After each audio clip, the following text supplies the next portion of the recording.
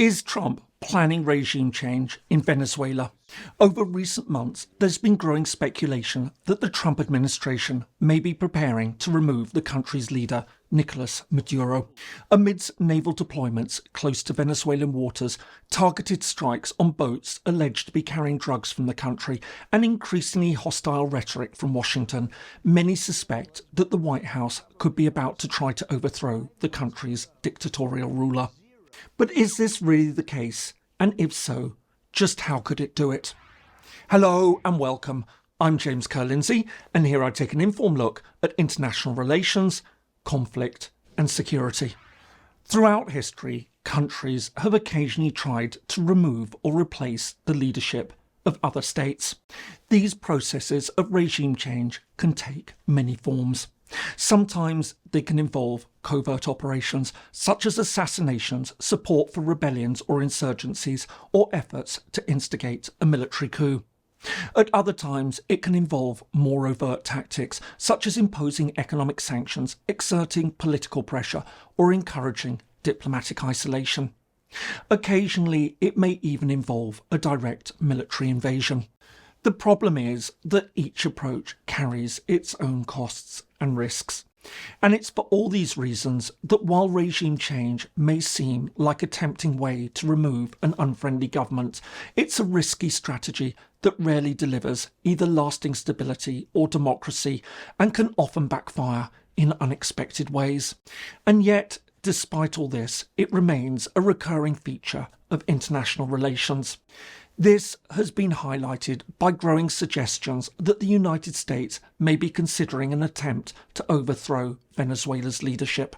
Indeed, amidst mounting signs of political, economic and military pressure, the country's leader, Nicolás Maduro, has openly accused Washington of trying to kill, overthrow or destroy his administration.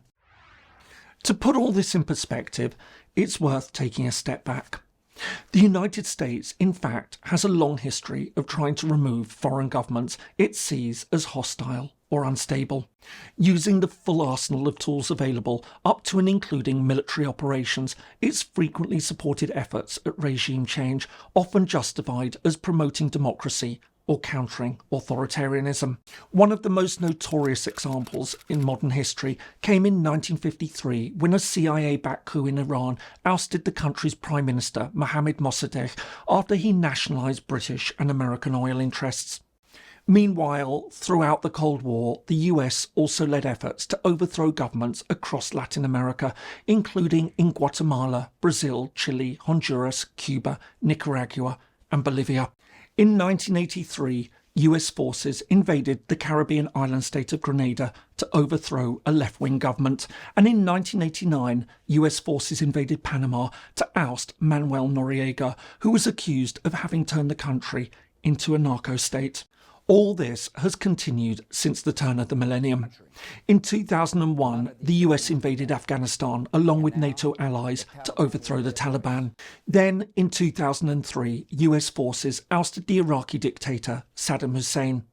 And more recently, in 2011, Washington supported rebel forces in Libya as they rose up against the country's leader, Muammar Gaddafi.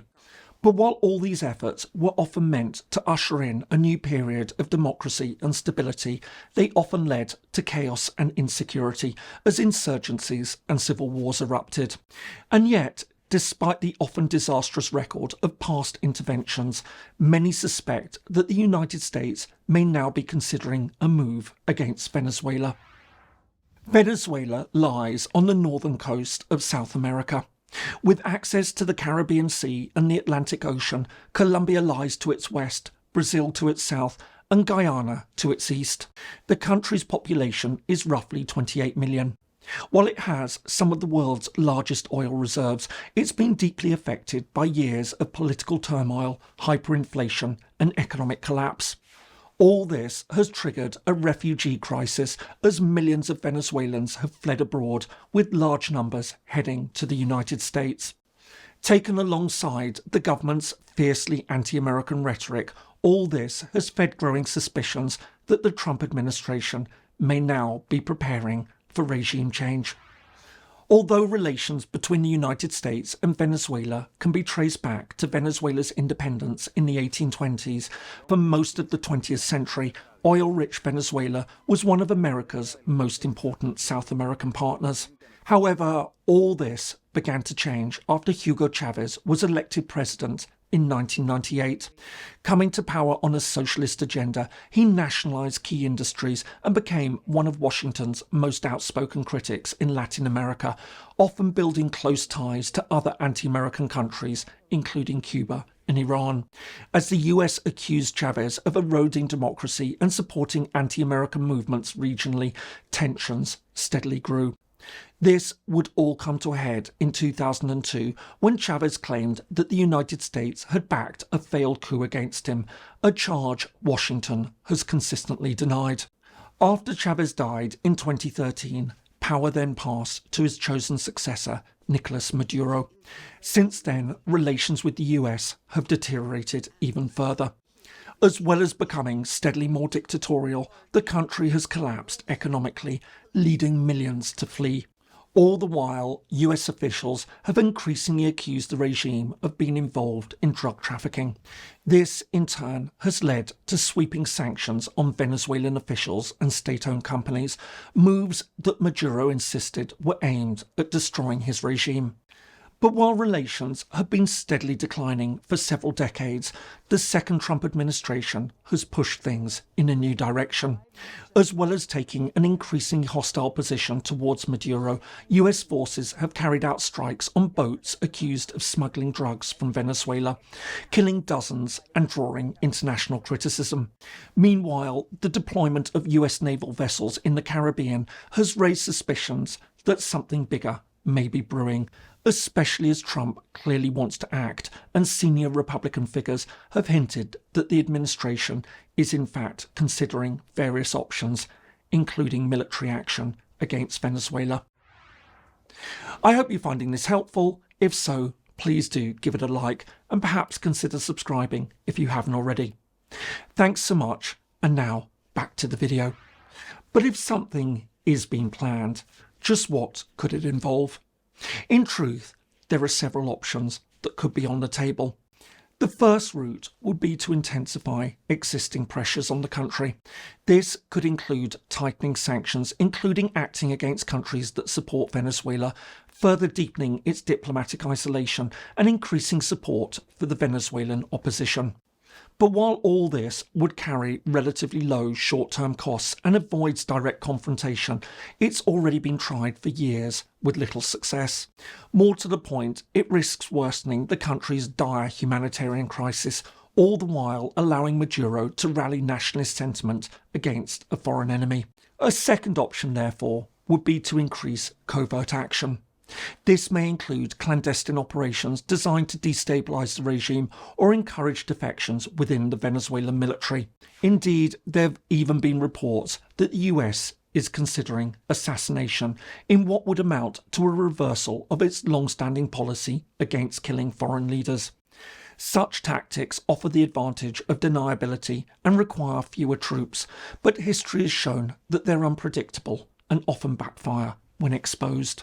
Thirdly, the US could opt for military action short of a full-scale invasion. This could include targeted strikes or special forces raids to eliminate key figures and undermine the regime's institutions. While this could cause significant damage and weaken the regime, it also carries many risks. Aside from the possibility of civilian casualties, there's no certainty that it would have the desired effect. Of course, the fourth and most extreme option would be a full-scale invasion followed by occupation. But while there's a good chance that this in fact could remove Maduro, it would be extremely dangerous and potentially highly costly. As well as large-scale troop deployment, it would need massive expenditure and a long-term commitment to rebuilding Venezuela's shattered institutions. And even if the opposition did step in to take over, as it suggested it could, the historical record from Iraq to Afghanistan suggests that such interventions often lead to power vacuums, insurgencies, and political chaos. Does the United States really have the appetite for another nation-building experiment? But the case of an invasion goes well beyond this. While there may be arguments for regime change, any intervention without UN support would be contrary to international law. Aside from sparking widespread condemnation, it would also risk uniting Latin American governments, even those critical of Maduro, against what would be seen as yet another case of US imperial overreach in the Americas. Meanwhile, domestically, any such move would almost certainly divide American opinion and further embroil the administration in an unpredictable foreign conflict at a politically sensitive time. And if done without congressional approval, it would raise profound constitutional questions. And yet, for all these risks, the momentum seems to be building. As the US military presence grows near Venezuela and the illegal attacks on boats continue, many genuinely believe that the United States is edging closer to confrontation. Of course, whether what we're seeing at the moment leads to a genuine attempt to overthrow Maduro by whatever means remains to be seen. But the signals are certainly there. For Trump, the prospect of victory over a socialist dictator might offer a powerful political boost. But it's certainly risky. Meanwhile, for Venezuela, the consequences could be catastrophic. While many would certainly cheer the overthrow of Maduro, a failed intervention could plunge the country into even deeper chaos. Meanwhile, quite apart from the obvious illegality of regime change, past experiences elsewhere show that even a nominally successful effort to oust Maduro might well replace one form of instability with yet another. In the meantime, the current speculation that something is being planned serves as a timely reminder of the enduring lure of attempting regime change. But at the same time, it also highlights the problems and pitfalls associated with actually achieving it. I hope you found that useful. If so, here are some more videos that you might find interesting. Thanks so much for watching, and see you in the next video.